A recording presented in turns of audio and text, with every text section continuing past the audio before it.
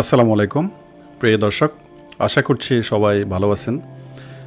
আজকে যে বিষয়টি ক্লিয়ার করতে আপনাদের সামনে আসলাম যে দেখুন, আমাদের বাংলাদেশে একটি প্রবাদ আছে, যে একটি কথা আছে, যত দোষ নন্দঘোষ। এখন কথাটা কেন বললাম, যে ট্রাম্পকে অনেকে আপনারা বা আমরা অনেকে পছন্দ করি, অনেকে করে না। একটি মানুষ আসলে সবার মন জয় করতে পারে না, এটি সত্য। হয়তো ট্রাম্প সবার মন জয় করতে পারেনি বিগত যে তার শাসনামলে, ঠিক আছে। এখন ট্রাম্প যখন জানুয়ারি 20 তারিখে শপথ গ্রহণ করলো আমেরিকার 47তম প্রেসিডেন্ট হিসেবে, তিনি শপথ গ্রহণ করার আগে থেকে যে বাংলাদেশের যে টিভি চ্যানেলগুলি রয়েছে সেখানে, কিংবা আমেরিকার যে বাংলাদেশি মালিকানাধীন যে চ্যানেলগুলি রয়েছে, বাঙালি চ্যানেল, সেখানে যেভাবে খবর ছড়াচ্ছে, ওরা যে খবর যেভাবে প্রচার করতেছে, এটি আসলে কতটুকু সত্যতা সেটি এখন অনেকেরই প্রশ্ন। যেমন ওনারা প্রত্যেকটা হেডিংসে কিন্তু বলতেছে যে দর পাকড়াও শুরু হয়ে গেছে। এটা সত্য, ঠিক আছে, দৌড়তেছে। এখন কাকে দৌড়তেছে, আসলে কাকে পাঠাচ্ছে? যে বলা হচ্ছে যে অভিবাসীদের দেশে ফেরত পাঠাচ্ছে। হ্যাঁ, তো অভিবাসী বলতে তো এখন এখানে লক্ষ লক্ষ অভিবাসী রয়েছে আমেরিকাতে, এখন সবাইকে কি দূরে দূরে পাঠাচ্ছে?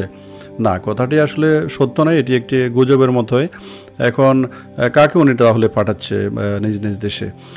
তো দেখুন, আসলে ট্রাম্প সরকার যে সব দিকে খারাপ আমি তা বলবো না। প্রত্যেকটি সরকারে চায় কিন্তু দেশের একটি উন্নতি করতে, ভালো কিছু করতে।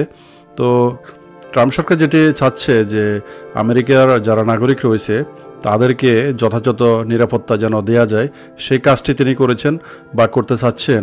তিনি যে নির্বাচনে যে প্রতিশ্রুতি দিয়ে এসেছেন যে তিনি আসলে ক্ষমতায় দেশের নাগরিককে আপনার নিরাপত্তা দিবেন, তো সেদিক দিয়ে বিবেচনা করেই কিন্তু তিনি চাচ্ছে যে অবৈধ অভিবাসী বলতে কাকে উনি পাঠাচ্ছেন এখন বা কাকে ধরতেছেন, এটি আমাদের এখন জানার দরকার।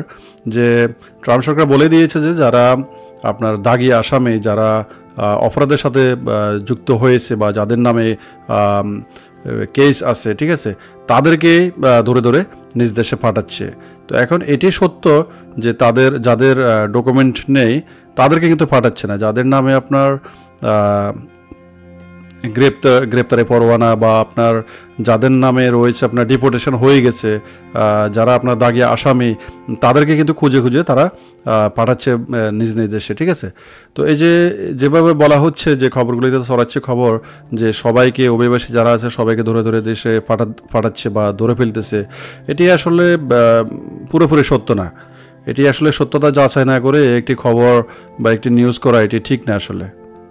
এখন এই খবরগুলি যখন আপনার প্রকাশ হচ্ছে, তখন কিন্তু এখানে যারা আনডকুমেন্টেড আছে বা রয়েছে, বাংলাদেশি বলেন অন্য দেশি বলেন, তারা কিন্তু এখন মোটামুটি ঘর থেকেই বের হচ্ছে না। অনেকে কিন্তু আপনার স্কুলে, মসজিদে কিংবা আপনার যে চার্চে ওখানে গিয়ে আশ্রয় নিচ্ছে। তো আসলে এটা দরকার নাই, যে আমি মনে করি ব্যক্তিগতভাবে। কারণ আপনার কাজ না করলে তো চলবে না, ঠিক আছে। আপনারা যখনই বের হবেন, রাস্তায় বের হবেন, তখন আপনারা সাথে জাস্ট আপনাদের আইডিটা রাখবেন। আর যদি ওয়ার্ক পারমিট থেকে থাকে তখন পারমিটটা রাখবেন সাথে। আশা করি আপনাদের কোনো সমস্যা হবে না। অনেকে অনেক কথা বলতেছেন, যে অনেকের কথা কান দেওয়া দরকার নাই, গুজবে আসলে কান দিবেন না। আপনারা যাদের আইডি আছে, যাদের ওয়ার্ক পারমিট রয়েছে, তাদের কোনো টেনশন নেই, তাদেরকে পাঠানোর কোনো আসলে তাদের রাইট নেই, ঠিক আছে। ওরা শুধু পাঠাচ্ছে যাদের নামে আপনার ক্রাইম ব্যাকগ্রাউন্ড রয়েছে তাদেরকে খুঁজতেছে, যাদের নামে আপনার ডিপোর্টেশন হয়ে গেছে তাদেরকে খুঁজতেছে, তাদেরকে নিজ নিজ দেশে পাঠাচ্ছে। হ্যাঁ, তো আশা করি আপনারা অনেকে এই ভিডিওটা শোনার পরে ক্লিয়ার হয়ে যাবেন যে আসলে টেনশনে কিছু নেই, যত মেঘ তত বৃষ্টি নয়, বুঝছেন। তো যেভাবে আমরা শুনতেছি খবর, এটি পুরোপুরি সত্য না। তো সবাই ভালো থাকবেন, সবার জন্য দোয়া রইল, সবাই সেফলি থাকবেন। আল্লাহ হাফেজ।